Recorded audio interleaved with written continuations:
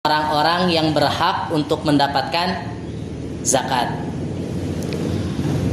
Dalil terkait mustahik zakat atau orang yang berhak untuk mendapatkan zakat nanti bisa dilihat oleh Bapak atau Ibu di dalam surat At-Taubah ayat 60. Di sini Allah Subhanahu wa taala berfirman, A'udzubillahi minasyaitonirrajim. Innamas shadaqatu lil fuqara'i wal masakini wal amilina 'alaiha wal muallafati qulubuhum wa fir riqab wal gharimina wa fi sabilillahi wa ibnis sabili faridatan minallahi wallahu alimun. Di dalam ayat ini Bapak Ibu nanti silahkan bisa dilihat. Kalau ada yang buka Quran, sok buka Qur'ana. Sebab nanti kita akan bagi kelompok. Dari yang 8 asnaf ini, kira-kira bagaimana pembagian kelompok yang digunakan oleh Allah Subhanahu wa taala atau yang disampaikan oleh Allah Subhanahu wa taala. Sebab begini Pak, Bu, dari tahun ke tahun ketika berbicara tentang pembagian zakat lalu kemudian berkaitan dengan mustahik zakat selalu dipukul rata. Pokoknya mah dari mulai fakir sampai ibnu sabil rata pembagiannya kudu kitu. Padahal ternyata kalau misalkan kita lihat bagaimana pembagian kelompok yang Allah Subhanahu wa taala tetapkan, ternyata nanti akan ada spesifikasi bagian per kelompok. Akan tetapi sebelum membagi itu kita jelaskan dulu.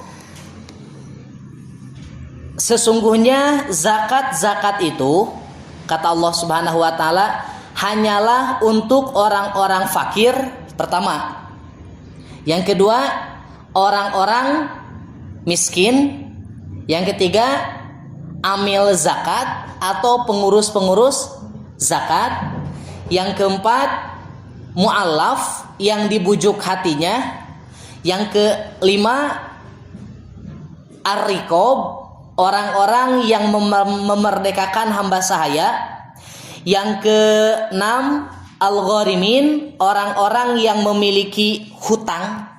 Yang ketujuh, fi sabilillah, orang-orang yang sedang berjuang di jalan Allah Subhanahu wa taala. Yang terakhir, ibnu sabil, atau orang yang sedang melakukan perjalanan.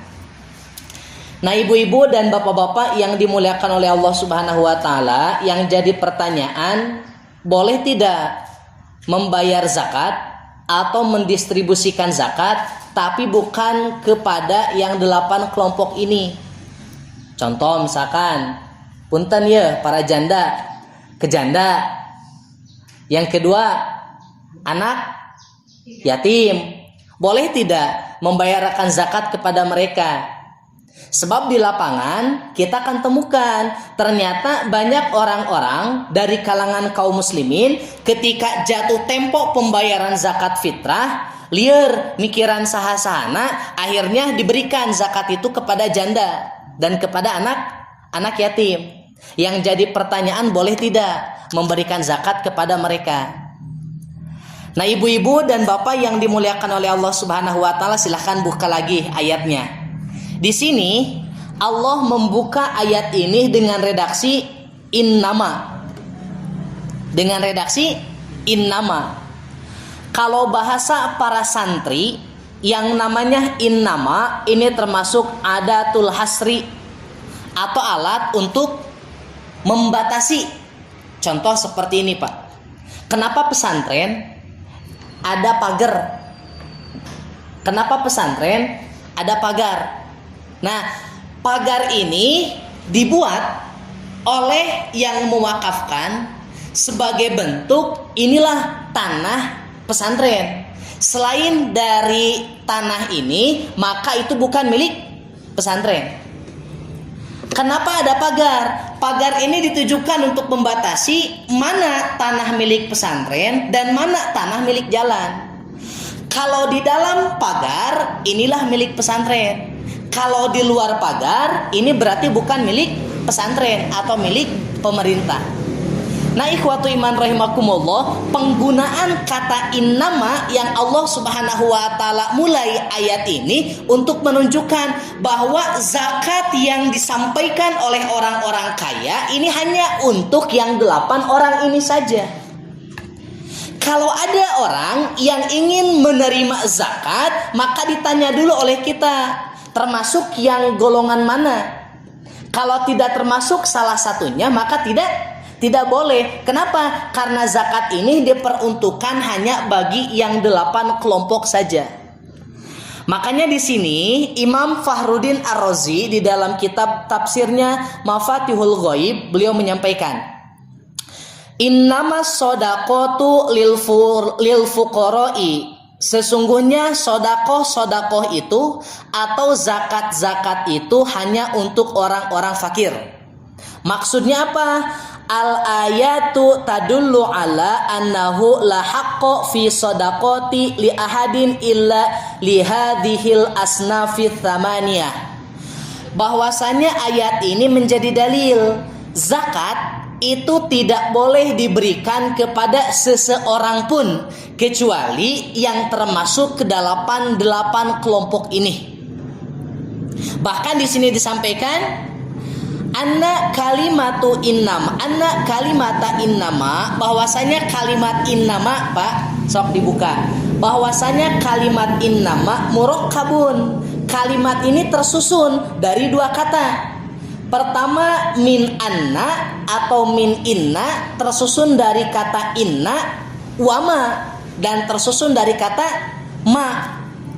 Innama teh kalau dilihat dari ayat ini 1 kata.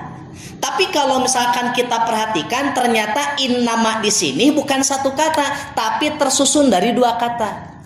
Apa saja? Pertama tersusun dari kata inna, yang kedua tersusun dari kata ma. Apa maksudnya? Kalimat inna menunjukkan lil itsbati, penegasan. Itu menunjukkan penegasan.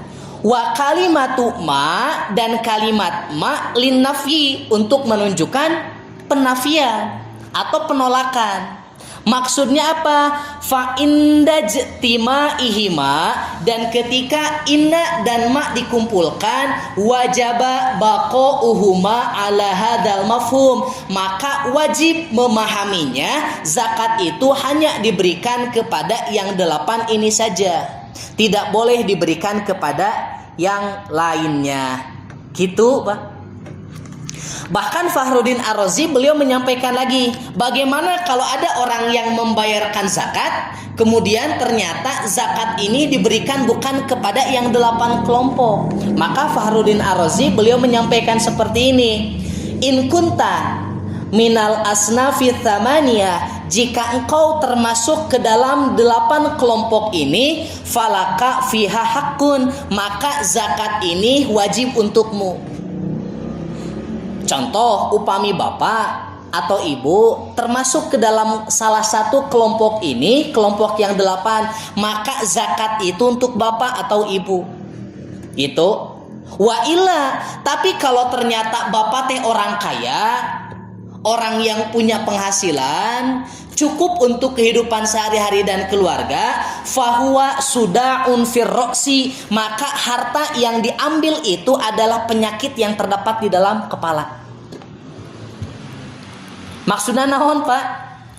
Dengan ungkapan sudaun firroksi, penyakit yang ada di dalam kepala, artinya pikiran kita sudah rusak. Harusnya zakat ini diperuntukkan bagi 8 kelompok ini, dan yang memahami 8 kelompok ini berhak untuk mendapatkan hanya mereka yang memiliki otak yang waras. Hanya bagi mereka yang memiliki akal yang lurus. Sedangkan mereka yang meminta zakat padahal mereka memiliki kekayaan, mereka punya penghasilan, maka pada hakikatnya mereka punya masalah di dalam kepalanya. Gitu. Yang kedua, wadaun fil batni, seandainya mereka terus memaksa, pokoknya nama zakat ini saya harus mendapatkan, zakat fitrah saya harus mendapatkan, zakat tijarah saya harus mendapatkan, maka Fakhruddin Ar-Razi menyebutkan daun fil batni, walaupun mereka memakan, pada hakikatnya yang mereka makan bukan rezeki, tapi yang mereka makan adalah penyakit. Naudzubillah ya, Bu. Makanya kenapa Imam Fakhruddin Ar-Razi di dalam kitab Mafatihul Ghaib beliau menjelaskan sedemikian rinci dari memahami kata innama saja untuk menunjukkan orang yang menerima zakat padahal dia mampu, dia adalah orang bodoh. Dia adalah orang yang bermasalah dalam pikirannya. Yang kedua, dia akan mendapatkan penyakit dari yang dia dapatkan ketika memakan harta zakat. Begitu Pak, Bu. Nah, lalu kemudian bapak-bapak dan ibu yang dimuliakan oleh Allah Subhanahu wa taala, baru apakah pembagian zakat ini dipukul rata untuk yang 8 kelompok ini atau tidak? Nah, ternyata kalau misalkan kita perhatikan Pak, kita gunakan misalkan pertama bagaimana penafsiran Fakhruddin Ar-Razi di dalam kitab Mafatihul Ghaib. Yang kedua, Zamakhsyari di dalam tafsir Al-Kasyaf. Coba Pak, Bu, perhatikan ayatnya. Di sini Allah Subhanahu wa taala menggunakan redaksi innamas shadaqat, zakat itu lil fuqara. Di dalam ayat ini Allah menggunakan huruf jar. Jarnya itu dengan huruf li.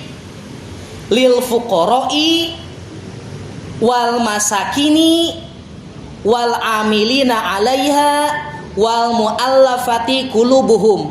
Dari mulai lil fuqara sampai wal muallafati qulubuhum, ini kelompok yang pertama.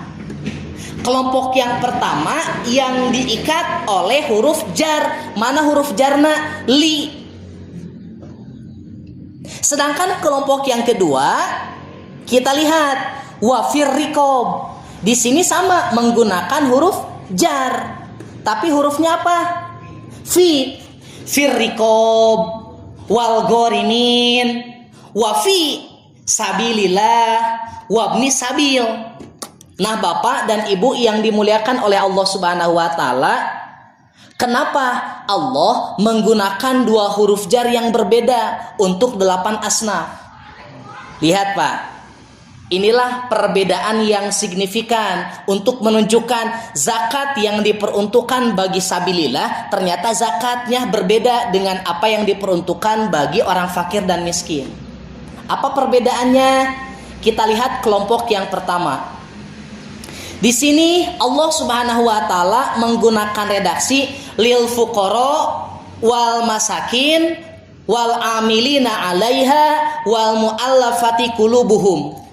Kelompok yang pertama orang fakir, orang miskin, mu'allaf dan amilin. Di sini Allah menggunakan li. Apa maksudnya? Imam Ar-Razi beliau menyampaikan annahu ta'ala, sesungguhnya Allah Subhanahu wa taala athbata hadhihi shadaqah, telah menetapkan zakat ini bilami, dengan menggunakan lam untuk kelompok yang pertama. Apa maksudnya? Bilami tamliki, untuk menunjukkan kelompok yang dimulai dengan lam, zakat yang didistribusikan kepada mereka, maka zakat ini bebas dipergunakan oleh mereka untuk apapun. Karena lam di sini menunjukkan lil milki, untuk kepemilikan. Maksudnya naon, Pak? Ketika Allah menggunakan bagi orang fakir, miskin, amilin, dan mu'allaf ini dengan penggunaan li, maka zakat yang didistribusikan kepada mereka bebas, mereka mau pergunakan untuk apapun terserah mereka. Kenapa? Karena li di sini lil milki, untuk menunjukkan kepemilikan. Mau digunakan untuk makan silahkan zakat itu. Mau oleh mereka disodakohkan kembali silahkan. Mau oleh mereka diberikan kepada keluarga, silahkan. Kenapa? Karena kelompok yang 4 ini adalah lil milki, bebas zakatna mau dikamanakan terserah mereka. Umpamana misalkan, punten, Bapak termasuk fakir atau Bapak termasuk miskin. Kemudian Bapak mendapatkan zakat fitrah nanti ketika pembagian di akhir bulan Ramadan. Ketika Bapak mendapatkan umpamanya misalkan 5 karung. Ulah kagok ari ngalamun mah. 5 karung. Nah, lalu kemudian apakah Bapak mau memakan semuanya? Silahkan. Atau Bapak mau membagi dengan orang lain? Silahkan. Saya mah sudah terlalu banyak beas, mau diaur-aurkeun diparabkan ke hayam, bebas, tidak jadi masalah. Kenapa? Karena lil milki, kepemilikan. Ini kelompok yang pertama. Sedangkan itu kelompok yang kedua, Allah Subhanahu wa taala menggunakan firriqab wal gharimin wa fi sabilillah wabni sabil. Maksudnya apa, Pak? Imam Zamakhsyari di dalam kitab tafsir Al-Kasyaf beliau menyampaikan Allah menggunakan kata fi untuk kelompok yang kedua disebabkan fi ini menunjukkan lil wi'ai. Naon, Pak? Lil wi'ai. Naon wi'a teh? Yang namanya wi'a ini bermakna bejana, wadah. Logikana kieu. Ketika Bapak menyimpan air di gelas, menyimpan air di dalam gelas, yang jadi pertanyaan, apakah air yang ada di dalam gelas itu diminum ku gelas atau gelas hanya sekedar perantara? Ya. Yang namanya bejana, yang namanya wadah ini hanya sekedar perantara. Untuk apa? Untuk nanti dimasukkan ke dalam mulut. Contoh tadi, air di dalam gelas. Ketika Bapak memasukkan air di dalam gelas, maka kemudian gelas ini kan bukan meminum air. Tapi gelas ini berfungsi untuk menghantarkan air kemudian masuk ke dalam mulut kita. Penggunaan huruf jar fi kelompok yang kedua menunjukkan bahwa orang-orang yang termasuk kategori riqab, yang membebaskan hamba sahaya, gorimin, orang yang punya hutang, sabilillah, orang yang berjuang di jalan Allah, dan ibnu sabil, orang yang kehabisan ongkos, mereka mendapatkan zakat bukan untuk dipergunakan oleh mereka. Gitu. Zakat yang mereka dapatkan sengaja Allah menggunakan huruf fi untuk menunjukkan zakat-zakat yang diberikan kepada mereka, mereka itu hanya sekedar perantara. Perantara untuk apa? Untuk memenuhi kebutuhan mereka. Contohnya apa? Kita lihat misalkan ketika Allah menggunakan kata gorimin atau orang yang punya hutang dengan kelompok fi. Kenapa gorimin dikategorikan kelompok fi? Karena gorimin ketika mereka mendapatkan zakat, zakat ini bukan dikonsumsi ku mereka, tapi zakat ini mereka terima sebagai perantara, atau mereka nanti akan bayarkan hutang mereka. Jadi zakat yang diterima oleh gorimin bukan digunakan untuk makan, tapi dipergunakan untuk mencukupi kebutuhan mereka. Apa kebutuhan gorimin? Gitu. Kebutuhan gorimin itu untuk bayar hutang. Yang jadi pertanyaan, ketika ada orang yang berhutang 20.000 atau misalkan 500.000, kemudian mendapatkan zakat dengan beras, kira-kira bisa bayar hutang mual? Ya. Makanya kenapa para ulama sampai sesekit ini dalam memperhatikan li dan fi untuk membedakan mana kelompok yang zakat itu boleh dimiliki oleh mereka atau dimakan, mana kelompok yang zakat ini dipergunakan untuk memenuhi kebutuhan mereka. Makanya di sini Allah Subhanahu wa taala membedakan mana kelompok li dan mana kelompok fi. Kelompok fi hanya sekedar namanya transit, Pak. Zakat itu hanya sekedar transit untuk apa? Untuk mencukupi kebutuhan mereka. Ar-riqab, orang yang membebaskan hamba saya. Kenapa membebaskan hamba saya dikategorikan kelompok fi? Karena zakat yang diberikan kepada mereka yang mau membebaskan hamba saya, zakat ini bukan untuk dimakan oleh mereka, tapi untuk melengkapi harta supaya nanti bisa membayar untuk membebaskan hamba saya. Gitu. Sabilillah, orang-orang yang terkategori sabilillah, orang-orang yang berjuang di jalan Allah, siapa mereka? Para ulama mereka berijma atau bersepakat yang termasuk kategori sabilillah adalah orang-orang yang berjuang di jalan Allah ketika mereka berperang. Ari Ustadz perang itu. Nah, kita lihat misalkan bagaimana pendapat Imam Abu Hanifah yang dikutip oleh Syekh Yusuf Al-Qaradawi. Imam Abu Hanifah, beliau menyampaikan, sabilillah ini bukan hanya mereka yang berperang di jalan Allah, tapi sabilillah adalah mereka yang berjuang di jalan Allah, baik dengan cara senjata atau dengan cara menyampaikan ilmu agar orang lain pun tahu mana yang hak, mana yang batil.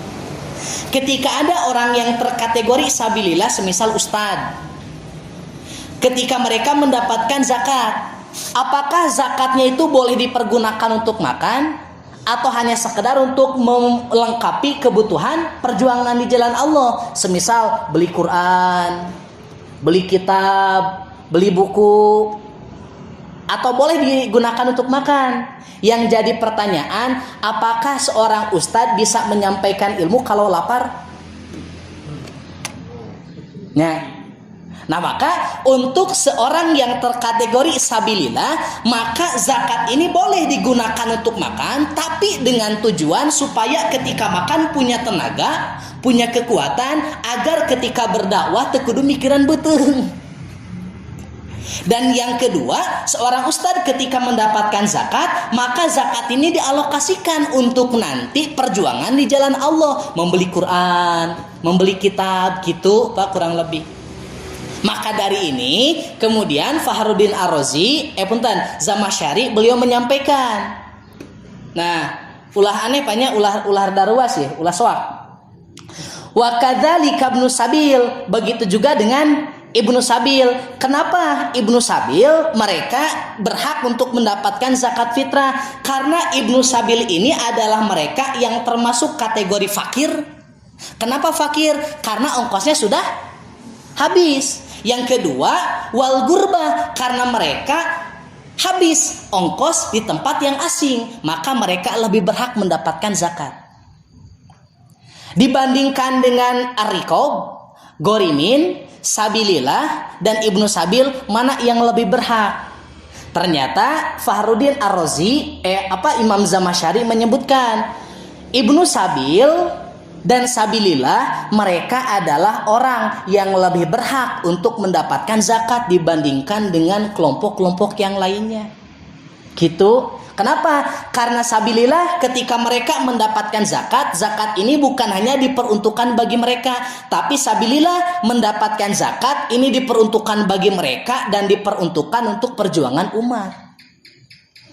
Untuk kelompok yang li, mana yang lebih berhak? Untuk kelompok yang li, yang lebih berhak itu adalah orang-orang fakir dibandingkan orang miskin, dibandingkan dengan mu'alaf, dibandingkan dengan amilin.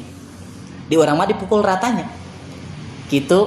Makanya kalau nanti pembagian zakat, Pak, Bu, seandainya ada di antara Bapak yang menjadi amilin, wayahna ustadz itu harus lebih prioritas. Kenapa seperti itu? Kalau lihat pendapat Zamakhsyari, seorang yang berjuang di jalan Allah, mereka fadlut tarji lihadaini ala riqab wal ghorimin. Mereka lebih berhak untuk mendapatkan zakat disebabkan perjuangan mereka lebih luas dibandingkan dengan ar-riqab dan ghorimin. Gitu, Pak. Lalu kemudian ada yang bertanya kepada saya, Ustadz, Yang termasuk kategori gorimin teh yang seperti apa? Atau yang termasuk kategori yang punya hutang itu yang seperti apa? Karena untuk sekarang tidak ada yang tidak punya hutang. Pasti semuanya punya hutang. Hatta pejabat. Sampai para pejabat. Orang yang penghasilannya 20 juta per bulan pun punya hutang. Orang yang rumahnya miliar pun punya hutang. Orang yang punya mobil dengan cara kredit dia punya hutang. Orang yang punya rumah dengan cara kredit dia punya hutang. Apakah mereka termasuk yang berhak untuk mendapatkan zakat atau tidak? Nah, maka di sini kemudian para ulama diantaranya Fakhruddin Ar-Razi di dalam tafsirnya beliau menyampaikan seperti ini, Pak. Ad-dainu in hasala bisababi ma'siyatin la yadkhulu fil ayati. Orang yang berhutang disebabkan hutangnya ini karena maksiat kepada Allah Subhanahu wa taala, mereka tidak termasuk kategori orang yang berhak mendapatkan zakat. Contoh, dia berhutang tapi hutangnya ini dipergunakan untuk judi atau maksiat yang lainnya, maka orang yang seperti ini tidak berhak mendapatkan zakat. Kenapa? Li'annal maqsuda min sarfil malil madhkuri fil ayati al-i'ana. Karena perpindahan harta dari orang kaya kepada mereka yang termasuk kategori yang berhak mendapatkan zakat, al-i'anah, dengan tujuan untuk al-i'anah, tolong menolong. Maka orang-orang yang mereka berhutang karena maksiat, mereka tidak wajib ditolong. Pertama. Yang kedua, mereka yang berhak mendapatkan zakat ketika terkategori sebagai orang yang punya hutang disebabkan nafaqatin doruriyatin au fi maslahatin, selama mereka berhutang karena mendesak untuk mencukupi nafkah keluarga. Ari yang hutang mobil termasuk tidak? Tidak. Kenapa tidak? Karena kebutuhannya tidak mendesak. Orang yang memiliki hutang yang kemudian mereka berhak mendapatkan zakat selama bisa babi nafaqatin doruriyatin, selama mereka mencukupi kebutuhan nafkah keluarga yang sangat mendesak, maka mereka berhak mendapatkan zakat. Yang kedua, au fi maslahatin, atau untuk kebutuhan kemaslahatan. Nah, ini boleh, tidak jadi masalah. Maka dari sini kita dapat kesimpulan, orang-orang yang berhutang tetapi hutangnya itu untuk maksiat atau untuk kebutuhan-kebutuhan yang bukan primer, maka mereka tidak berhak untuk mendapatkan zakat. Zakat apa? Di sini tidak dikhususkan untuk zakat fitrah, tapi semua zakat yang 8 asnaf ini wajib untuk mendapatkannya, atau pilih oleh kita mana yang paling berhak yang ada di daerah kita untuk mendapatkannya. Mungkin itu Pak, Bu, terkait tentang asnaf zakat. Berarti insya Allah besok kita akan bahas makanan yang